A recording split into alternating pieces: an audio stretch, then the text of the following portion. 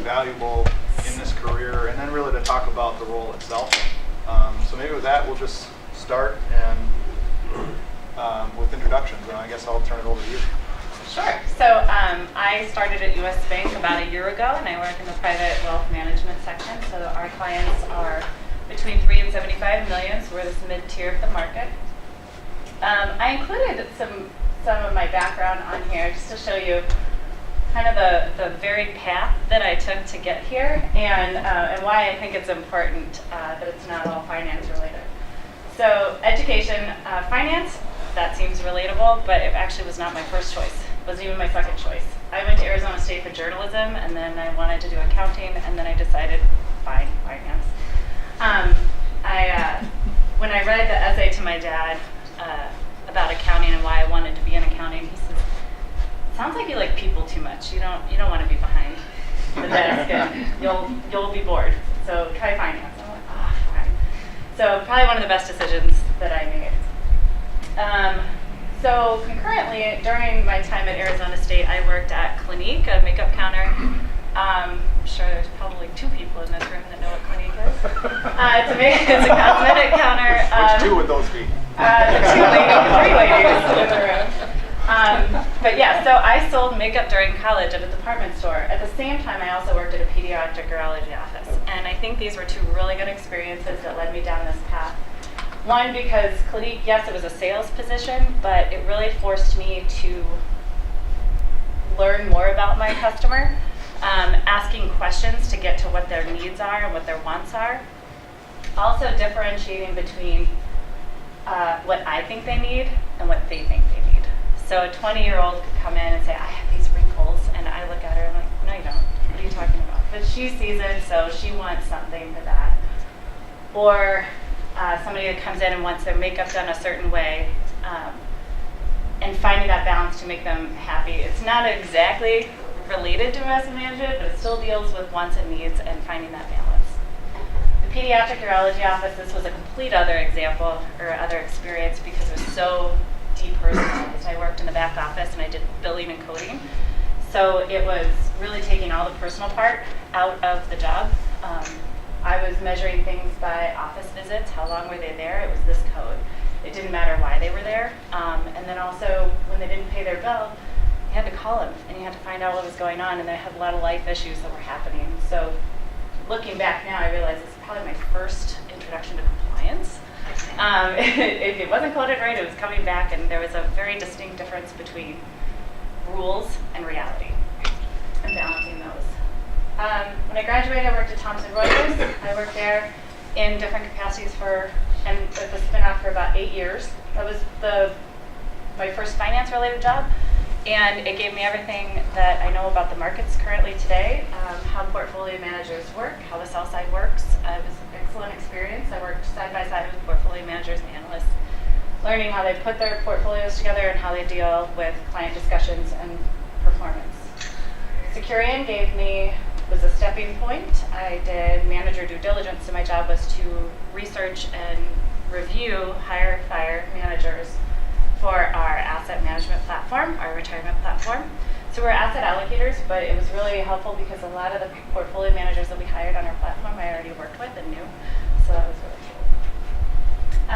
So that's kind of the succession of how I got where I am here. There's a few pieces missing, but volunteer work I thought was really important from a professional development standpoint as well. Junior League of Minneapolis gave me an opportunity to sit on the investment committee where we oversaw our foundation endowment money. So that gave me a look at institutional management and also donor relations and charitable giving, something that I deal with in my job currently. And the CFA Society of Minnesota, this is my favorite piece of this example, is I came to and I spent so much time in the Day in the Life series, the first iteration, exploring different roles. So I was so excited to be asked to do this again, or do this at all. And it provided me with a network of professionals that I could sit down and talk to and learn where I wanted to go next, and what those roles entailed, and kind of learn from everybody and build that professional network. Sure. So, if you didn't know, Jeremy. Sorry, I did a presentation. No, you're good. You're good. So I work for Abbot Downing, and Abbot Downing is the boutique high net worth investment arm of Wells Fargo. So Our clientele starts at 50 million and goes up. We have some clients that are north of $1 billion. So it's really the top edge of the clients that we work with in the bank. And I've been with Wells or Abbot Downing for 16 and a half years. I actually started there in 2001. But I graduated from Carlson School at the U of M here in the Twin Cities with a finance degree. Like Kate, I also didn't start in finance. I actually started pre-med. After I got to organic chem in my freshman year, I pretty much knew that's not the direction that I was headed. So the market was pretty hot around that time, and I took a finance class and loved it, and I've been in love with it ever since. Got my CFA charter in 2009. Work-wise, I actually was self-employed as a contractor, and I started a business as a contractor when I was 18. So pretty much right when I started school, started this business. I was doing pre-med. Wasn't probably a real great mix, but it was a good way because I was hanging window blinds. So you see window blinds here in residential homes. So I'd drive around the city and, nice houses, not so nice houses, but you get to meet different people and kind of pick their brain about what they're like. And I'm intellectually curious anyways, and I like to know what makes people tick. So it's a good way for me to get introduced to that.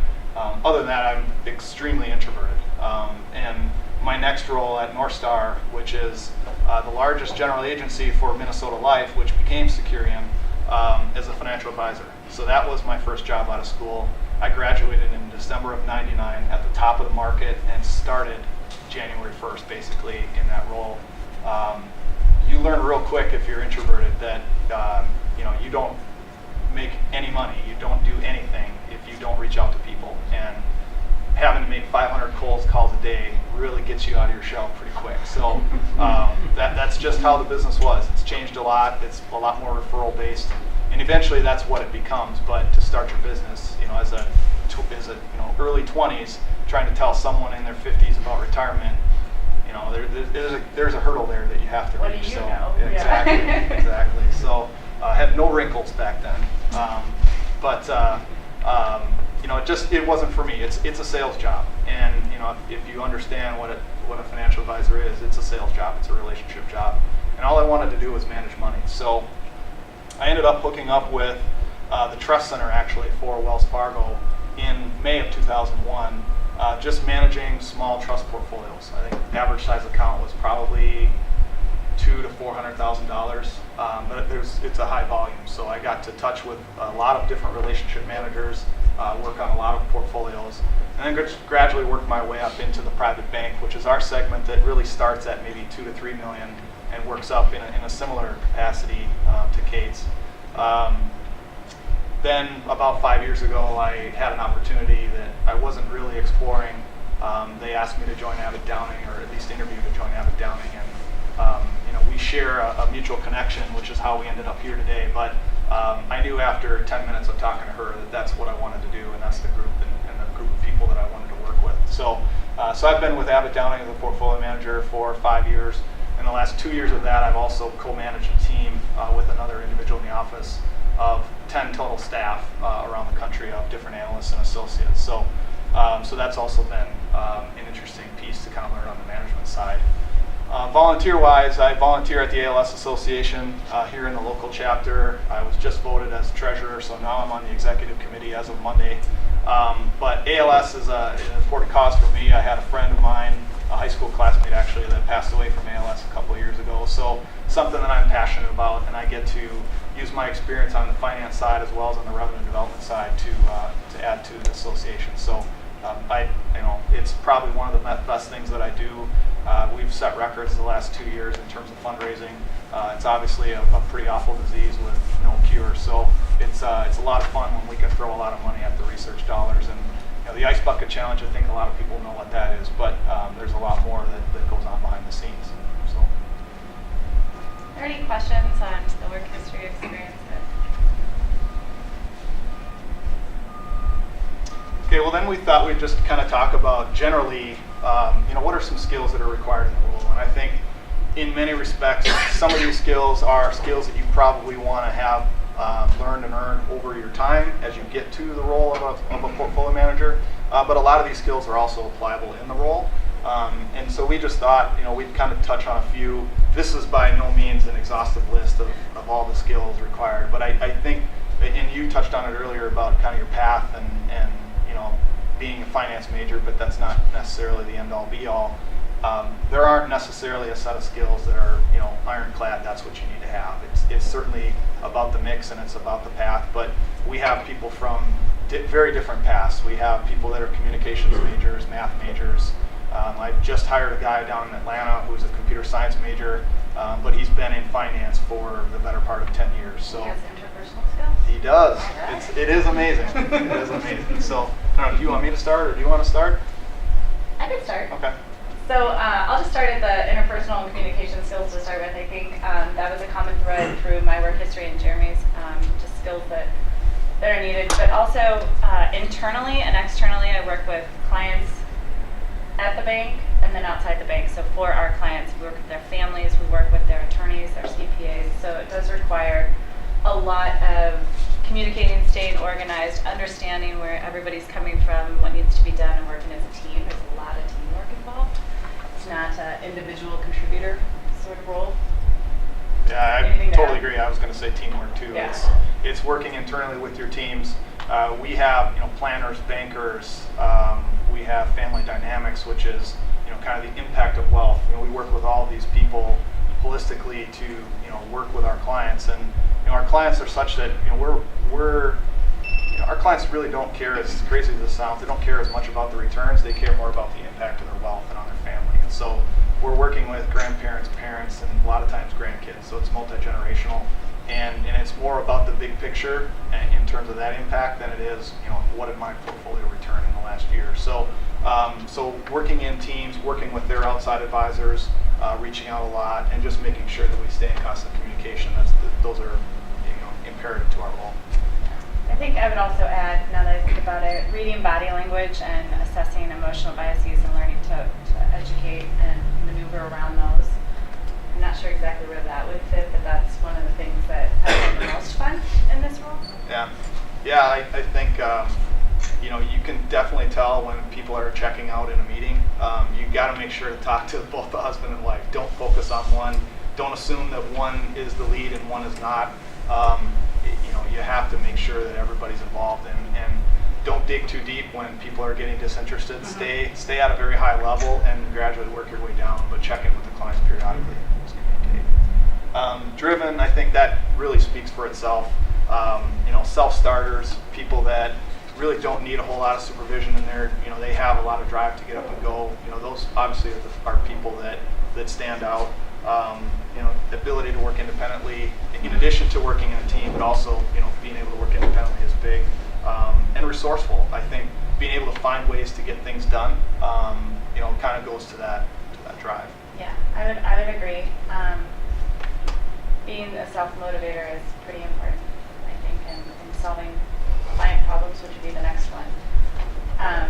Being analytical, asking questions, how can we make this better? How can we make the experience better? What exactly are they asking when they say certain things? Reading between the lines, that kind of analytical stuff, I think is very important. That's just with the client stuff, but there's problem solving internally too, with different databases that you have to work with, different scenarios. I mean, I've only been there a year and I've run into a couple of complex things, so you probably have some more complex situations that require some very creative thinking. I think a lot of it for me is adaptability. How do you roll with the punches? Because you would probably agree, you come in, you have what you think is a to-do list, and by 9 a.m. that list is gone, and you have a million other things that are on your plate. And clients always take precedence, so that goes to the top of the priority list. And we'll talk about prioritization and time management here in a little bit. But just being able to roll with that and figure out how to attack that, how to make sure that everything gets done. But you have to have an intellectual and analytical bias. I think being able to dig deep, looking at balance sheets, whether you're doing research on a particular investment or a manager, but being able to kind of roll with that and to be able to dig in, and it takes a certain mentality. There aren't a lot of, not everyone is wired to have that real attention, fine attention to detail, and want to dig in. mean, I don't know about you, but I don't sit at home and read 10Ks on the weekends. There are people in my office that like to do that, but not how I'd like to spend my time. On your free time? Yeah. Really? I get a mail too. I don't like Wow. reading it on the PDF. Okay. It's true. It's Okay. true. All right. Technologically savvy. I think to your point earlier, systems use. Being able to, use your systems, being able to adapt to technology. I mean, all of us. I think, if we find someone that we're interviewing that is really good in Excel, can do a lot of pivot tables and those types of things, that's obviously transferable in the wealth management business. But coding, if you have that kind of background, if you have a tech background, people in finance will figure out a way to make it work. It is so crazy the things that people can come up with, and they're really creative. And they may seem like they're in their own little world, but the people that are really strong in technology and really strong in finance are pretty rare. You don't tend to have that together, but if you do, people find a way to leverage that. I would also add, just be willing to learn something new technology-wise. Things are changing. Clients will come with questions, or upper management will ask you to start using a different platform, and as they integrate tools and things like that. And just resisting technological change is not a good way to approach it. So that's what I would add. That's what I think of as technologically savvy. Just be willing to learn it and see how it fits into your workflow, and not doing things the old way just because. I think RoboAdvising is going to change the way we do business. And yeah. There was a luncheon that was done, I think it was November, Mark, about RoboAdvising. That is going to transform investment management in a big way. And our segment, where the clients value the personal connection, they value the personal advice, it probably will be slower to adapt, but on the kind of more the mass affluent end, robo-advice is going to be a big way, and it's going to change our business dramatically. And you can't ignore it. If you ignore it, you're ignoring a big problem. You need to address it head on and say, yep, this is exactly a good solution for certain people, but here's the value we add, and know it. Be able to address it. For organization, attention to detail, again, a lot of moving parts. I think as we work in our business, we deal with the tax people, planning, other types, and so you just have to make sure that you're aware of all the pieces that fit in, and we'll talk about kind of how we manage portfolios, but that all matters. The decisions that you're making every day are encompassing all of that, and so you have to be really organized. You have to know your clients and pay close attention to the details, because if you don't do it, somebody will. Somebody else will. So. Yeah, especially when you're trading, attention to detail is very important. You want to make sure you have the buys and the sells in the right places.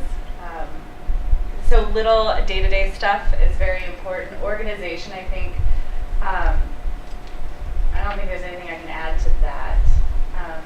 But cross-checking numbers is important when you're doing client presentations, because you're building credibility as well. So if you present them with information that's incorrect, or you notice in the meeting, say, oh, that number should be this, and this, you're losing credibility, and that ends up weakening the relationship. Right. Yeah, and once or twice is fine, but if it tends to be a habit, then they're going to start to question, what else is going on, what else are you missing? So. Yep. See, a high ethical. I think we could skip prioritization and time management. Yep. High ethical standards.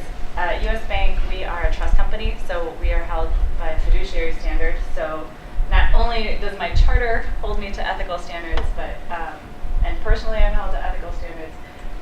The company I work for is held to high ethical standards, and that's one of the things I like the best about the job, is that we're all on the same page, and then if push comes to shove, there's trust documents that govern how the accounts are managed, and I know that I'm going to be backed up if anything comes up, because I know I acted this way, and ethically our company is acting this way, and we're covering all our bases. Right. I mean, it seems obvious that you always want to be ethical, but I think the reality is that we always read from time to time that there are going to be people that go outside of those boundaries and do something that's not in the client's best interest. And we're also a trust company with fiduciary responsibility, and so you have to put your clients first. I mean, that's bottom line, is you have to make advisor, what's best for the wealth manager, what's best for the firm. It's what's best for the client first. So, and then just intellectually curious. I think that part of that goes to drive. You know, when I see people coming through and interviewing, it really stands out who's driven to learn more and who's not by what they've done. You know, when you hire into an analyst role or associate role, a lot of people are educated in finance and are coming up, but you know, some people are going through the CFA program already, right? And so that's a demonstration and commitment to knowledge, to the industry. But from the standpoint of being in the role, the market is changing constantly, the economy is changing constantly. You've got to stay plugged in, and you have to understand the moving parts, and it can be challenging. I mean, we've had tax reform, we're having healthcare reform. You know, markets around the world are doing different things from a Federal Reserve perspective. With Bank of Japan, Bank of Europe. I mean, you've got to understand how all that stuff plugs in, and it's not that you just learn it in a day. It's a process over time, and it's, you know, making connections. I think one of the, you know, things that I've learned in this business, probably that has surprised me the most, is what you learn in Econ 101 in school. Those relationships, you know, how interest rates move here or there, you know, that still holds over time, but there's a lot more that's going on behind the scenes, and so little ripple over here might have a big impact over there, and so you have to understand where the connections are and how that all fits together. Yeah, and it's best if it comes naturally, because clients will ask. They will look to you as a subject matter expert on these things and how it relates to the portfolio. So if it's not something you have any interest in and you just want to rebalance or, you know, trade all day, it's not going to be a good fit. I think the clients will end up seeing that, and you'll end up seeing it. So it does help to be genuinely interested in it. One of the ways I like to stay on top of things, and maybe you'll have some tips, is there's so much information out there all the time anyway. I pick a few of the ones that I like that sum it up pretty well, and I keep a notebook. I jot down things all the time. And so I can go back over the quarter and I can see how what ended up being noise and what ended up being a trend. What are things that I can see quarters ago that are starting to materialize now, and how they line up with the asset allocation guidelines that our company has and other consensus things I'm seeing. So that helps me learn and stay on top of it. I don't know if you have any. There's a lot to digest. Similar. Yeah, I keep some notes about that. There's a lot of kind of drawing on past history to see what might happen in the future. And certainly, you know, past performance is never a guarantee of what's going to happen in the future. But there are a lot of commonalities around what can happen in certain environments and how the market might react or how things might happen, you know, going forward. So you have to have that history, that good base there as well. Yeah. So, any questions on skills at all? Sure. Just maybe one thought. I have a son who's been an investment banker. His background is music. He's a really good cellist. And he has excellent interpersonal skills, and he's problem solving, and he's intellectually curious. So how often do you see somebody that comes from a non-finance economics background get into the field, and what are their prospects for success? So I would point to Carol Schleep as an example, and you can probably elaborate a little bit more. She's an equestrian major, and I don't remember exactly how she got into. Well, she started with Piper, I think. Yeah, she started at Piper, but she has all those skills, and then got her charter and all those things. I think, especially if you don't have a finance background, I think the CFA program really helps give you that base that shows, hey, I do know what I'm doing. I can overlay that with all these other softer skills. But I think the soft skills are going to become more and more important going forward. Yeah, the soft skills go a long way, especially on the client side. If you want to be in front of clients, you've got to have that. I think the people that are successful that don't have traditional finance backgrounds do a really good job of networking. That's probably one of the bigger keys, is that they make connections with people that talk. I think, you know, you've had pretty good success at that, Kate, of talking to different people and trying to figure out where you want to go and meeting different people. And ultimately, a lot of times those connections do pay off, and more often than not, someone who's hiring is going to hire someone they're familiar with as opposed to someone they're not familiar with. So networking is a big thing, and that's, you know, part of what we'll talk about on the next page, but it goes a long way in terms of making those connections. So people that don't have those traditional backgrounds, there's always hope, right? And there's some intangibles that, you know, if you have them, people will find a way to utilize those skills. Yeah.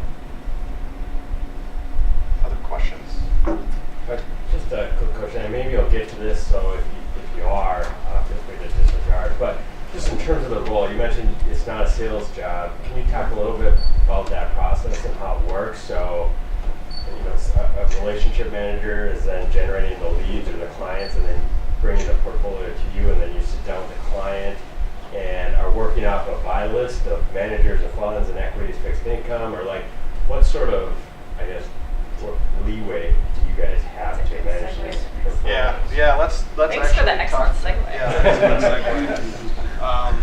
So, kind of duties and responsibilities of the role. Some of that gets into portfolio management and trading. Some of that is prospecting and networking for new business. And maybe I'll just take a crack at your question because it's really two parts. But there are relationship managers that are really the business development officers for Abbot Downing, which is a little bit unique in that the portfolio managers don't necessarily have a sales goal, but we do play a pretty integral role in the sales process. And a lot of times it's the relationship manager will generate the lead and they'll kind of develop that lead and that prospect over time. And then at some point when the client is getting ready to commit, usually they'll bring different members of the team in. So if it's an investment management relationship, they'll bring in a portfolio manager. If it's going to be more banking focused or planning focused, they'll bring in those types of specialists for us.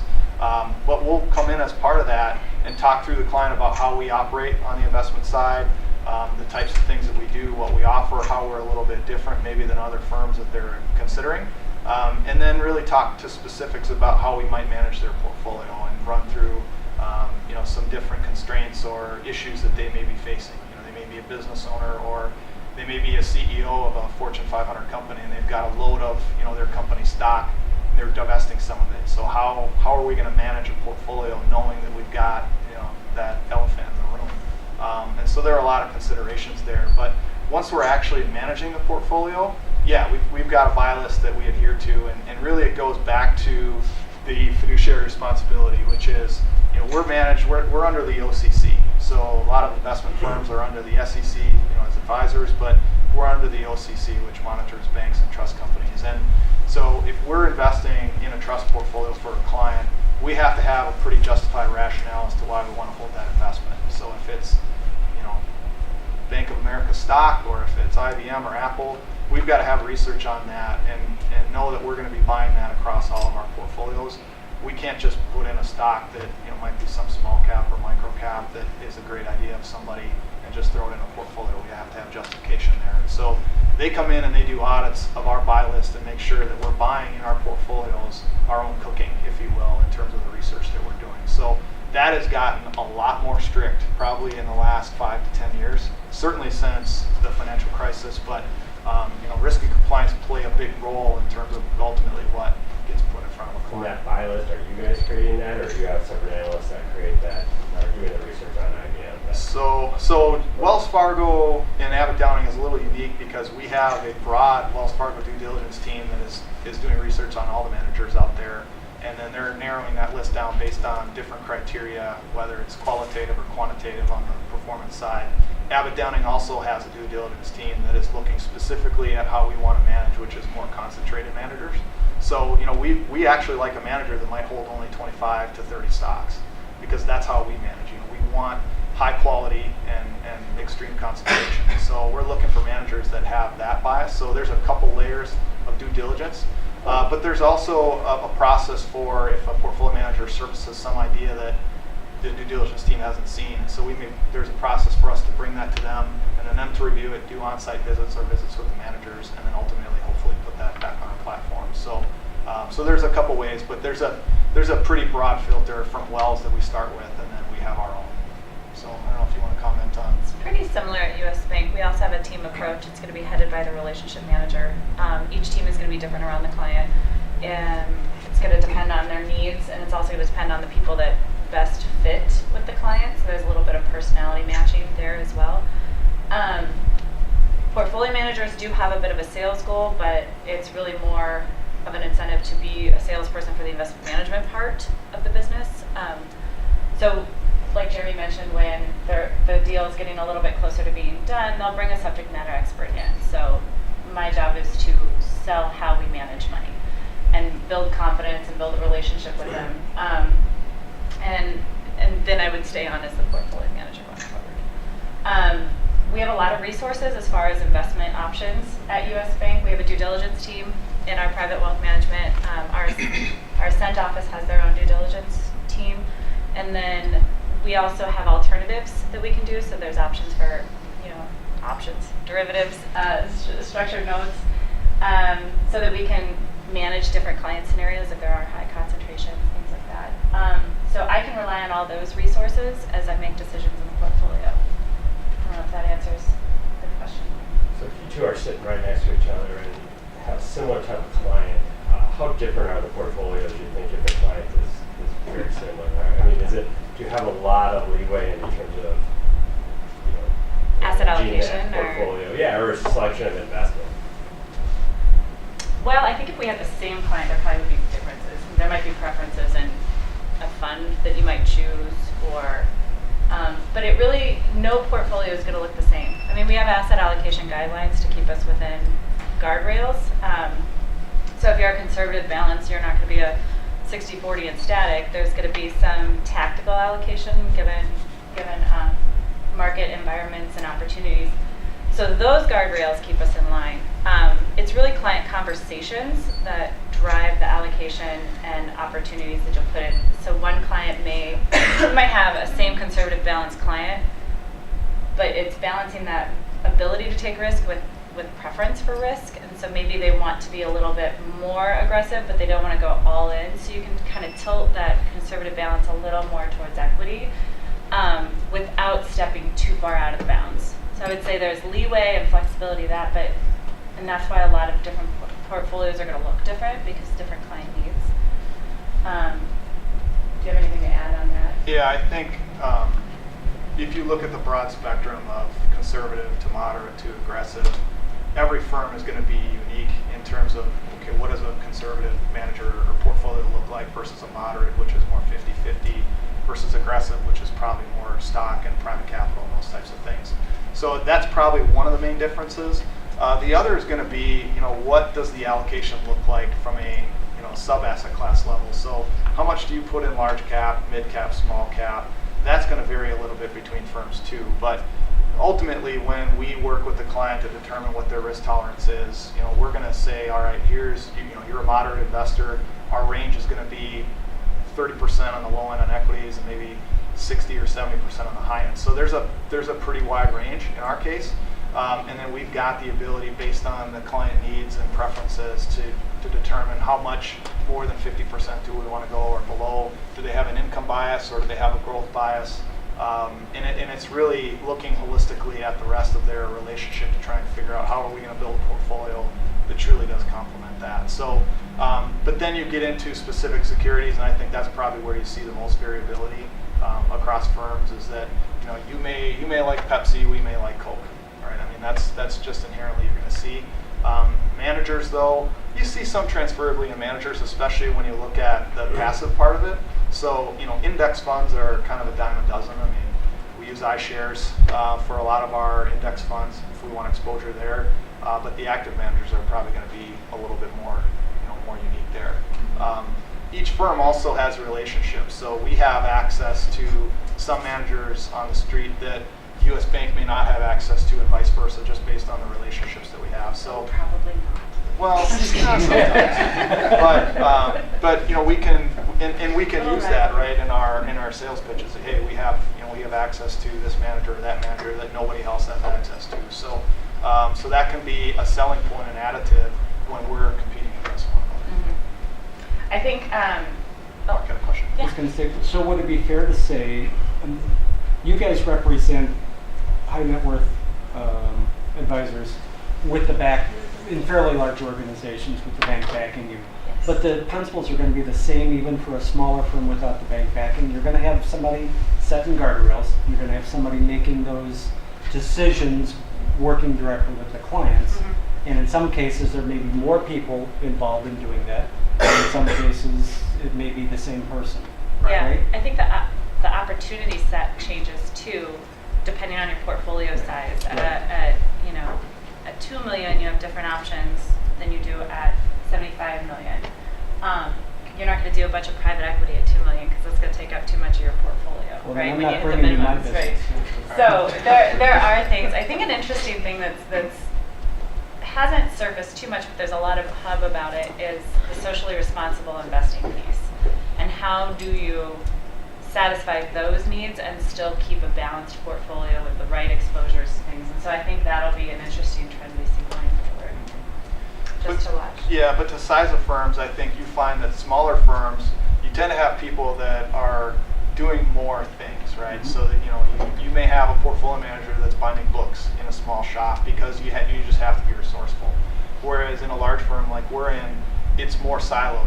You're specific to your role. You have associates to help you with research or analysts to help you with research. So you're probably not jumping over into other roles as much in a bigger firm, but that also gives you opportunities too. So I would say that the smaller shops in particular, they are forced to be more resourceful given what they have.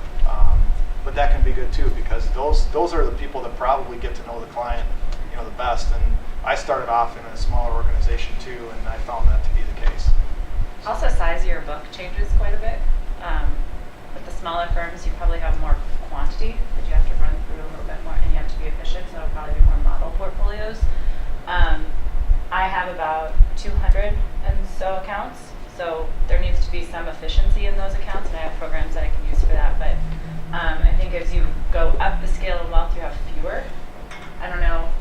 I look at it by family. So I have 30 families that I work with. And as a firm, most of our senior portfolio managers are probably closer to 15 to 20. And it's just because of the depth of those relationships. So even though it may be 20 or 30 families, it's probably 400 some accounts because you've got grandparents, parents, grandkids, and there might be 10 grandkids. And all those grandkids might have the same allocation, but that allocation is going to be different than their parents, and it's going to be different than their grandparents. And so even though they are the same family, you're treating them all very differently in terms of what their investment experience is and what their needs are. Yeah, they don't fit nicely in the formula, so it requires more attention. But we do a lot of modeling, to your point.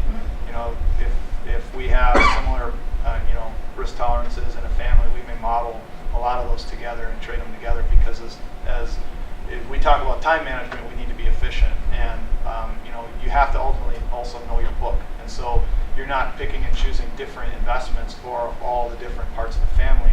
You're using the same investments across most of the family, but you're tailoring the amount in each or the allocation to each, based on the risk tolerance. Say if you had a model, it sounds like you use some outsourced managers, whether they be mutual funds or separate accounts, and then maybe doing some individual stock and bond. What would that mix look like, and why do you approach it one way or another? You'll probably see a lot of variability between firms on what that looks like, but for us, we actually have both options. So, if we want to go the individual security route, we've got a model that we follow there. All of our stuff is open architecture, so we don't really do any Wells Fargo products. There might be some that are okay or good performers, but from us, we want to be objective, and that's part of what we sell. I think that's also probably what you talk about. So you want to have that message. So if we have a few Wells Fargo funds in there, it's really not a good look for us. So so we look at open architecture, and we may build a portfolio. And so the individual securities are usually going to be large cap U.S. stocks. They're the most liquid for us. So that for a moderate portfolio, that might be 20% of your portfolio. And then you're going to layer in some international managers, whether it's active or passive, some emerging, some mid cap, some small cap, and your ultimate equity allocation might be 50%, say. Okay. The other side, fixed income, a lot of times you're going to buy individual bonds if it's a large enough portfolio. If it's smaller, you may use mutual funds, although in a rising rate environment, probably not a great idea right now. But you can make a case as to why that's important, because diversification, ultimately, you need to make sure that you have a broad pool. So the fixed income part might be 30%, and then we're 4 asset class, so we also have private capital or alternative investments. That might be 10, and then real assets, which is real estate, commodities, MLPs, that might be 10%. Those two are usually different types of funds or separate account managers. So it's kind of a mix of everything. All right. I don't know what your experience is. Pretty much the same. We have 3 asset classes, or 4 is fixed income, equity, and those 2 include hedged or alternatives in there, and then real estate commodities. So we mix in our alternatives.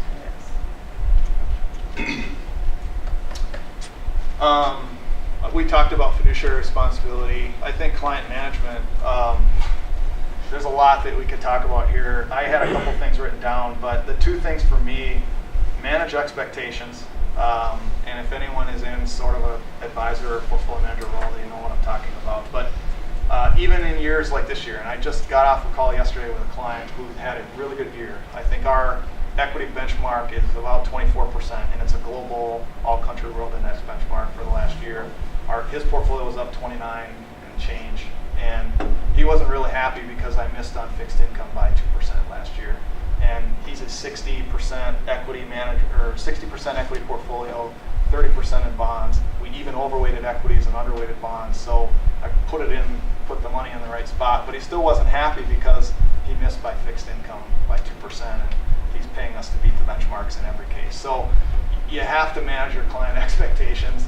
They do get unreasonable, both in good times and in bad times. We've been fortunate that we've had a pretty frothy market here for the last 7 or 8 years. It is going to turn at some point. Inevitably, it does. It's not going to be fun. I went through the financial crisis. Heck, I went through the dot-com burst, and so I've had 2 huge implosions in my career. And I tell you, there are days I don't want to come to work.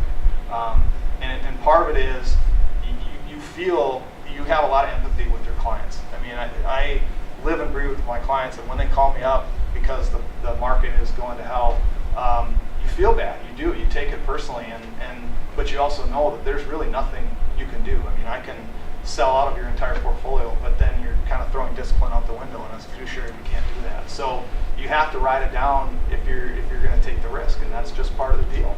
But the calls multiply by about tenfold when the markets are in free fall versus like they are today when you never hear from them because the market's doing well. But you have to manage expectations.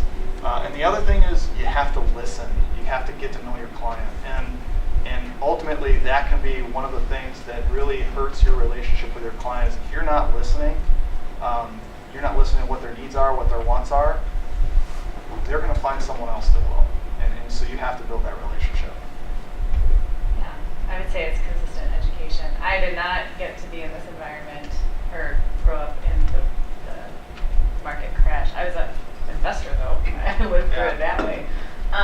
But I think that's the one thing that makes me most nervous is clients don't want to talk about performance really or talk about what if, and I feel like these are harder times because I have to prepare them for what might come next, right? It's easy to be excited, the tide rises or lifts all boats, but making sure they know where the risks, exposures are and what might happen, I think it's really important to me, and they don't really want to listen.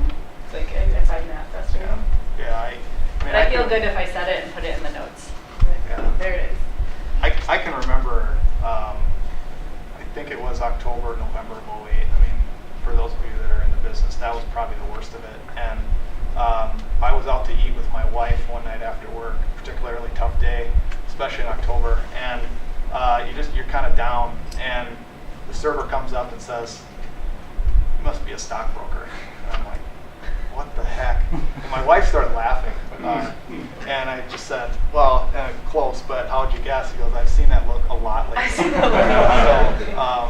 So I think you just mentally you have to be prepared for the ups and the downs and just try and keep an even keel, stay disciplined. There are points where you're not going to believe it yourself, but trust me, it does come back. But you have to be there for your clients, and you have to save them from themselves. I think that's one other thing is that if you look at any sorts of studies, how individuals invest, people are wired to make the wrong decision. And this gets into behavioral finance, and if any of you have gone through the CFA program, there's a lot of science behind this, but people are wired to make the wrong investment decisions. And we're objective. It's not our money, even though we live and breathe it every day. It's not our money. We can tell them honestly and frankly about what we think and what's going on, and we hold our clients accountable. And that's the biggest thing that we can do, especially when the markets are poor. But it's also the biggest thing we can do when the markets are up, because right now, in this client that I had yesterday, my goal was I want to trim some of the equity and I want to reallocate back to fixed income. And he says, why would you sell something that's, one, you're outperforming and it's doing well, and put it into something that's not performing well and you're personally not doing well? And it's about discipline. And so you have to save the client from themselves, because ultimately they start taking too much risk, and then you have that conversation at the wrong time, which is when the market's already pulled back 10 or 15%, that hey, I told you so.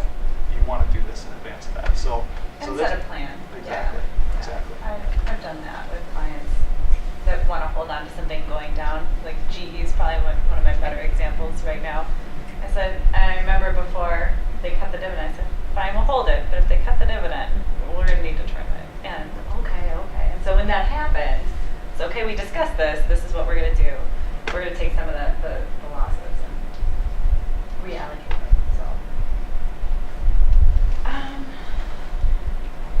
Anything else on portfolio management trading? I mean, I would say, managing to the IPS is a big thing. I mean, as we talk about risk and compliance too, we're held accountable to that. We have systems that monitor if we're within our policy ranges, and if we get outside of that, we get a call from our compliance department, which we don't want to get. So, you're consistently thinking about where am I at in the context of the IPS, what's happening on, with taxes, what's going on with other parts of their portfolio that we may or may not manage. And so the trading part, there's a lot of detail that you have to be aware of. And, Kate talked about that earlier. You don't want to make an error. You don't want to add an extra zero or selling units Zero's when you're matter. selling dollars. We've all gone through that. I would just say if you've ever been in that situation, problems don't get better. So just raise it up the flagpole right away, take care of it. You do not want to be selling dollars when you're selling units and end up with an extra $1 million or $2 million in an overdraft, and then the market moves on you. Just take care of it right away. Deal with the repercussions later. own it. Yeah. So one thing we didn't cover, Jeremy, I'm going to ask you, what's your most surprising moment in this job? Like, what's the most surprising thing about this job, and what would be your most surprising? How much I like working with clients. As tough as they can be on you sometimes, the toughest clients for me make me elevate my game, right? Because I do extra research. Why are you underperforming in real assets? All right, well, I'm going to really dig into real assets and understand what's going on, and that makes me better for all of my other clients. So that's probably one of the things that I appreciate the most about the role, and I'm most surprised about, because when I came into the role, I really didn't want anything to do with clients. Especially very early in my career when I was in the trust center, all I wanted to do was manage portfolios, and I didn't really have any responsibilities to call anybody. I had an IPS, I managed to it, and that was that. And now it's much more about the client, and I find that I like that a whole lot more. How about you? I just have to piggyback on that answer. Yeah. That's what I wrote. No, it's building the relationships and seeing that we realize our goals are working towards that. Yeah. I like, and granted, I just started about a year ago, but I'm building the relationships with my clients now, and it's been a lot of fun to meet with them the second and third time this year and say, oh, how was that vacation? Or, do you have any updated pictures of the grandkids? Those kind of things. It's also the people you work with. I think, For sure. For me, I work with a bunch of people that are really smart, and they make me look dumb by comparison, I think. But it's great to work around people that are really driven, they're really smart, there are things that you can learn and draw from all the time, and we're all in it together. And I think it goes back to teamwork. Some organizations, it's kind of cannibalistic. If you're talking about advisors in Wells Fargo versus Abbot Downing or the private bank, we're all, in some respects, kind of competing for the same client. And so how do we work together as an organization to find the right home for that client? And that's always going to be a challenge, but the people that I work with, I would put in front of any client because I think that we do a really good job there. And we just have great people, great experience, and we're all in it for the same reasons. So. Favorite or least favorite thing about the job? Sometimes also clients. As I talked about earlier, I think when the market pulls back and the worry sets in, that's probably my least favorite time. My other least favorite part about it is always having to be plugged in, and maybe that's just me, but I find that when I'm out, I went to London last year, and I'm on Wi-Fi whenever I can get it, checking what the market's doing, what's going on news-wise. The day we got there was the day of their election. So it was crazy media everywhere. There were police with guns everywhere because there was some terrorism that was going on, so it was kind of scary, but it was kind of fun. But just having to stay plugged in all the time, it's kind of a grind. And you never really feel, to me, like I can fully let go and just take a week off where I'm completely unplugged, because it's a lot of work to catch back up on what's been happening while you're gone. So for me, it's less of a hassle to check while I'm away than it is to just completely disassociate myself from the real world and try and come back and catch up. So, Yeah, that's tough. how about you? My favorite thing is I'm always learning. The market's always changing, the clients are always changing. It always gives me something to deep dive into, whether it's a question they asked about an asset or, you know, just what's going on in the market. I think my least favorite thing is, and I am an ethical person, but it's the compliance and the compliance training that we do. There's so many required trainings that we have to do. It just takes so much time. It takes me away from what I'd rather be doing, but it's necessary evil. Yeah, I would second that. So if there's anyone on the risk side here in the room, sorry. Not our favorite.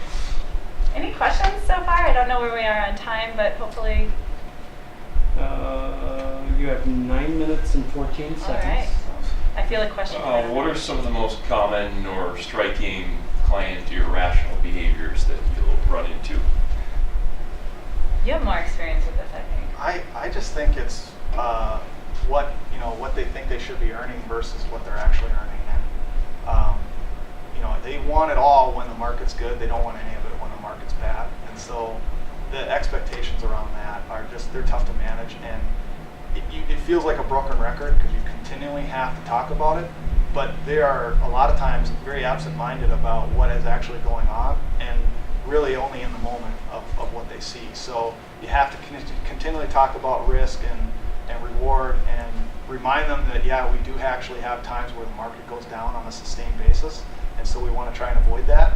And you can give them data and they kind of forget about it, but it's only real until they actually feel it to their pocketbook. So there's a consistent education around that. Would you ever fire a client who's maybe reached a threshold of insufferability? Absolutely. Absolutely. You have to be willing to walk away.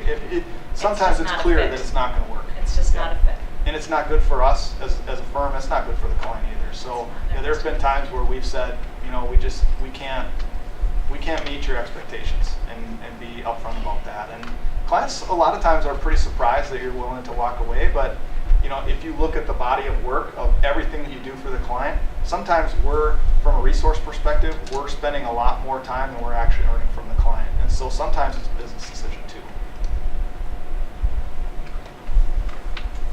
So where and how both of your firms get new clients?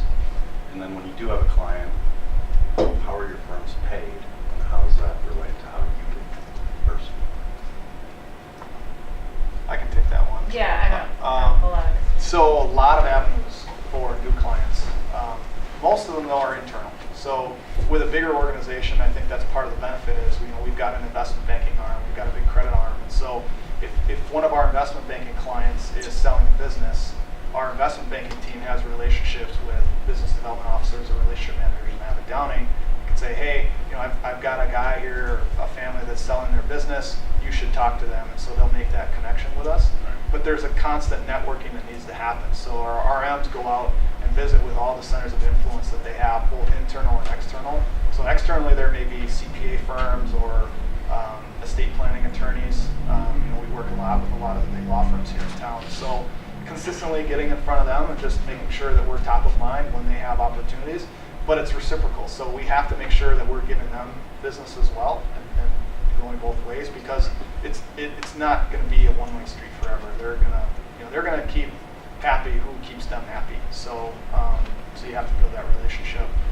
In terms of how we're paid, there's an annual fee. So if we charge maybe 0.5% on $100 million, the firm gets that. In terms of how we're paid, there's no commissions. I'm not paid on performance. I have a base salary, I have an incentive comp, but that's all determined by how Wells Fargo does, how our business does, how our region does, how our group does, and so there's a lot of hurdles there. But at the firm level, we do better when the clients do better. So we're aligned with our clients in that regard. But our clients will always also say, when I lose money that year, you still make money. So that can be a challenge too. But we make less money when they make less money. So Sounds pretty much the same as us. We have a lot of it. How has the rise of passive investing changed things for you guys, and kind of how are you tackling that issue? So what I've seen so far in my book of business is the smaller accounts, it tends to make sense. In taxable accounts, it tends to make sense to have that in there. I'm also inheriting a lot of accounts, so if it's already in there, it makes sense. I'm not going to sell out. When I have an opportunity to sell out for taxable reasons and then put it in something passive, more tax advantage, I will. But larger clients, it seems that they understand from an education level as well and a sophistication level that in certain areas active management does make sense. For large cap growth strategy, fine, just do the index most of the time. It's a harder case to sell to make right now because everybody's going into passive and every passive investment is doing really good supposedly and correlations are down, so it's harder for active managers. But it goes back to that education, that conversation. So right now everyone's like, you can't go wrong with an ETF, but when the market turns, you're going to go right with it, and you don't have that downside protection of an active manager. So there's the downside protection point that you're selling to.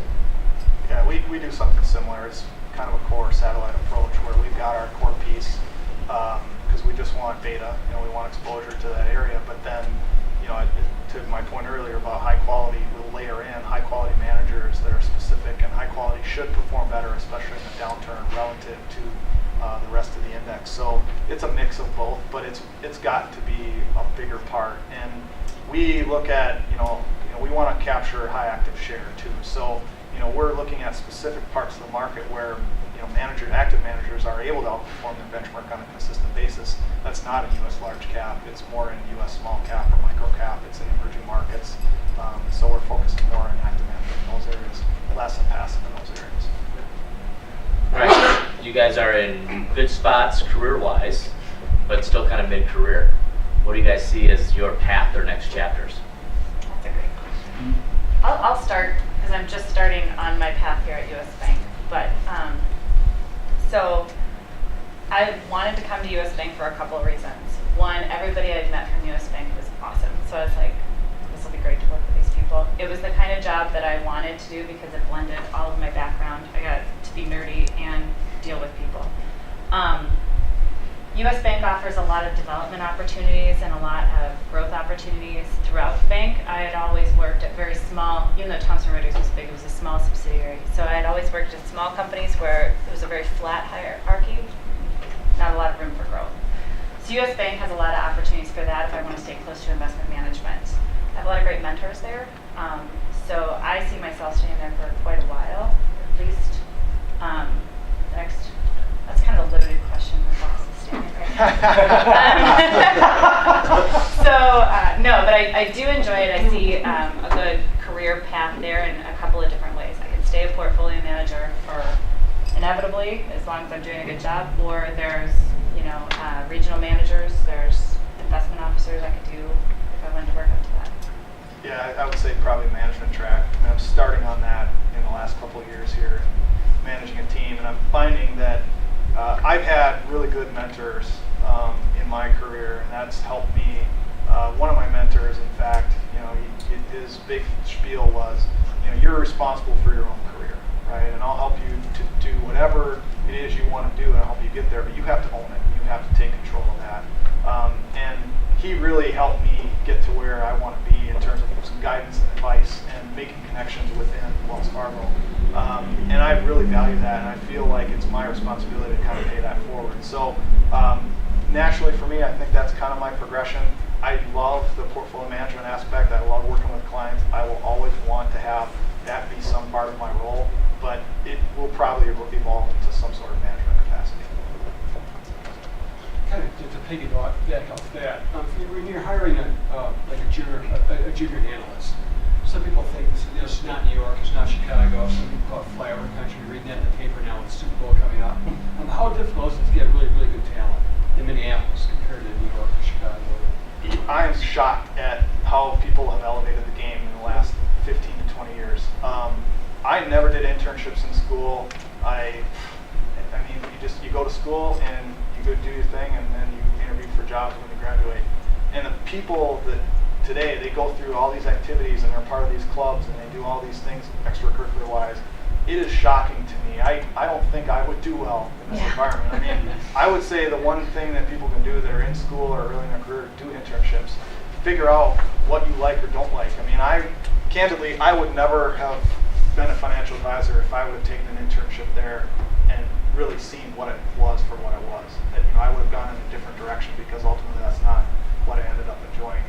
But I didn't think about that at the time, and I think now people are doing that. They're after their sophomore year, they're doing an internship. After their junior year, they're doing an internship, and now they're getting paid to do internships, whereas before they didn't. So that's why a lot of people didn't do them.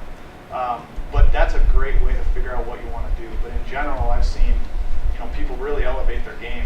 I mean, the analyst that we hired in Atlanta here at the beginning of this year, he's got a CFA and his MBA. And for that role, which usually starts at 2 to 3 years out of school, not many people have that credential. Now, he was an exceptional case, but think of the field of people that he's in and how he stacks up against others. I mean, that's kind of unheard of. So, people have really elevated their game in the last several years. I don't know how you feel about that, but I would agree. I mean, cosmetics, really, it has no link to anything. But I think I learned this early on, because I did go to Arizona State for journalism, and then my senior year, after all the schools had been decided on, I had a English teacher I hated, and I thought, if I have an editor like this, it's not going to work. So I went in undeclared to Arizona State, and I had to pick a major, and I was really good at accounting and really good at economics and really good at statistics. And what I did is I actually talked to a lot of different people in a lot of different roles with different backgrounds. And what I did learn is nobody works in the role that they went to school for unless you're a doctor or a lawyer. So the degree I picked because it was something interesting to me. And then when I got out of school, I just forced myself to pick something that takes my major, or that requires my major, and see if I even like it, right? And so that kind of forced me to be creative in how I approached it. But I think it kind of goes back to the interpersonal skills and the soft skills. If you have those, and yeah, I mean, I wouldn't stick to just finance internships, but trying on different jobs, I think you learn different skills, and there's a pattern. But that's what I would say. you just don't know what you like. I mean, Informational coffees with people are incredibly helpful. Everyone's willing to help. I did a ton of that to find what works for me, and that was huge. And the society helped me do that, so thank you. But other than that, I think it's an awesome job. I think it's a great balance. I think it's a lot of fun. I really enjoy coming to work every day because of what I do, who I work with, and my clients. So consider it, maybe. Yeah, good plug for the CFA mentorship program. I mean, there's a lot of opportunities there to be paired up with someone in the industry just to talk. And there's a lot of people with a great experience that can give you ideas and thoughts about where to go in your career and the challenges that they face, so that you don't have to face that on your own. And to piggyback on that, the folks who run the mentorship program, thank you, Kate, decided last year to add an informal track. So we've got a formal mentor-mentee relationship that has some guardrails to have you meet every so often. They decided there were a lot of people who just wanted to have those informal coffee meetings, so we now have that informal track as well. And last year it proved to be really popular. And the woman who could help you get set up with that is Diane, sitting right over there between Chris and Charlie. So, yeah, please take advantage of that. Any other questions? Well, they're all still awake, so that's good. One more. Who or what would you recommend to read, kind of just stay on top of the markets? Who do you guys like to read, or what publications would you recommend? One of my favorites is the Wall Street Journal does it. And it's, now I see it every day, and now I can't think of what it's called. The daily, it's like 50 charts, and it covers the U.S., emerging markets, international currencies, and then some random food for thought stuff. I learned really fun stuff on that one. But it's the daily snap or the daily snapshot or something like that. So if you can get a hold of that, and I think it's only online, it's super awesome. I can speed read through everything pretty quick. And I actually screenshot a lot of those charts. And I have a whole Bitcoin folder because I've been following it since. It's really fun to see it go. But yeah, so that's how I keep up on some trends and stuff like that. The other one I like is one of the go-tos I like for any political financial implications, and again, super nerd, is the CBO. I go there a lot, especially when the new tax plan or the new budget comes out, things like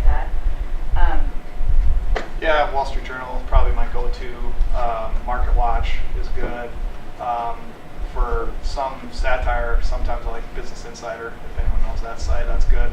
And then we have FactSet, which is a provider of information, much like Bloomberg, but we use FactSet. And there's a lot of information that comes through that on just what's going on economically, globally, market-wise, deal, M&A activity, that type of stuff. So there's, I pull a little bit from everything, but I like to kind of get different flavors of everything just to make sure that I'm kind of getting the broad picture. So I'd but- also add, yeah. oh sorry, No, go Financial ahead. Times or Investor Business Daily gives you an external look on the U.S. markets and that different perspective. And then, what is it, Seeking Alpha? Seeking That one's a good one to see just kind of retail and like get a bunch of other different viewpoints. But I kind of take that as a pulse, But I like all the different perspectives you can find. Yep. Watch out for the fake news on your feed, though. And on the note of fake news, help me thank these guys for an awesome job.